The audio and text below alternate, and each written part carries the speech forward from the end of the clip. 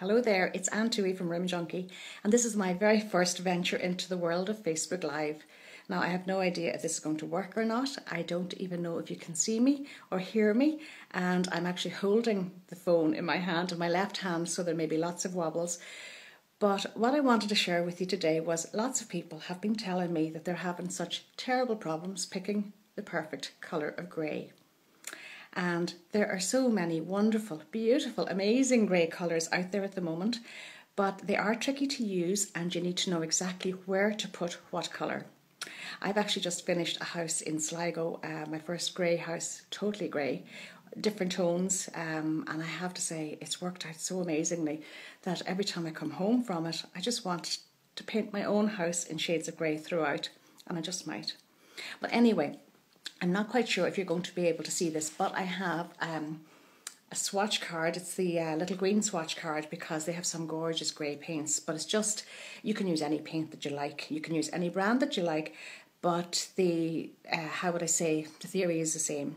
When you're picking greys, there are things that you must absolutely remember. So hopefully you will be able to see this, and if not, it might make sense as I'm going through it anyway. So all greys have an colour or an undercurrent of a colour, a base colour. So again, it's going to be very difficult for you to see these, but the ones on this side here, they actually have, sorry, I'm on the wrong side. These here all have a blue undertone.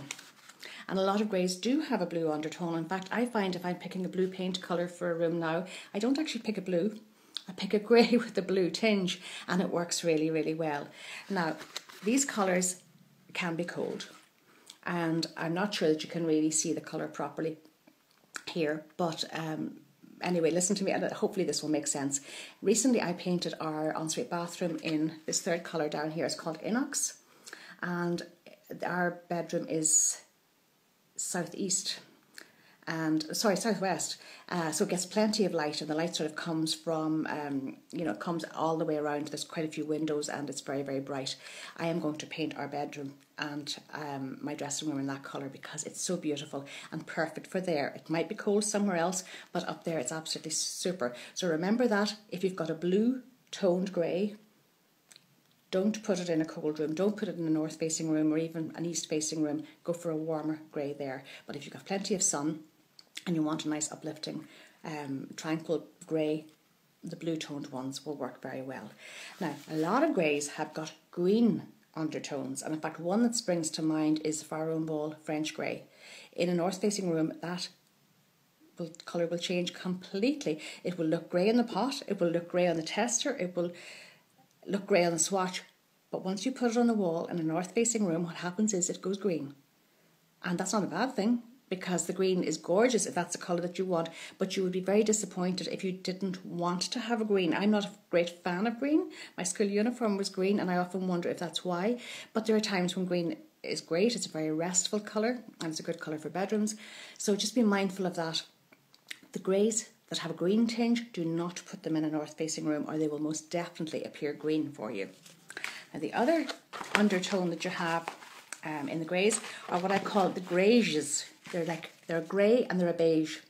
Now these are warm and these are very handy colours because, to be honest, you can pretty much put them anywhere.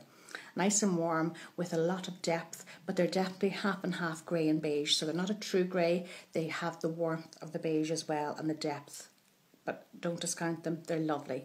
And the last grey, and you do need to be really careful of this one, if I can just find it, here it is. You will find plenty of greys in paints and in carpets and what have you that have a lilac or a purple tinge. Be very careful here. This doesn't always transmit in the best way. So again, I wouldn't put these are cold as well. I would not put them in a north facing room, or you'll definitely get that lilac or purple coming through. So I hope that makes a little bit of sense and that it hasn't caused more confusion, but just to be mindful of the undertone. And I always say, if you're picking a paint colour, for God's sake, buy a piece of card or get a piece of card and buy a tester pot of the paint and paint a couple of coats of paint on it and move that around the room. Look at it beside your window, look at it in a darker corner of the room, look at it at nighttime, daytime, see how the colour flows with the room next door, because that is so, so important. And, if you just take these little preliminary steps before you paint your walls, you'll have total success. I know that many of you have big trouble picking paint colours. Anytime I do a survey, the one thing that it always surprises me, but it comes back time after time when I ask, what's your biggest challenge when you're decorating at home? Most of you say, picking the perfect paint. So I've been working on this, and I'm actually putting together a little mini masterclass.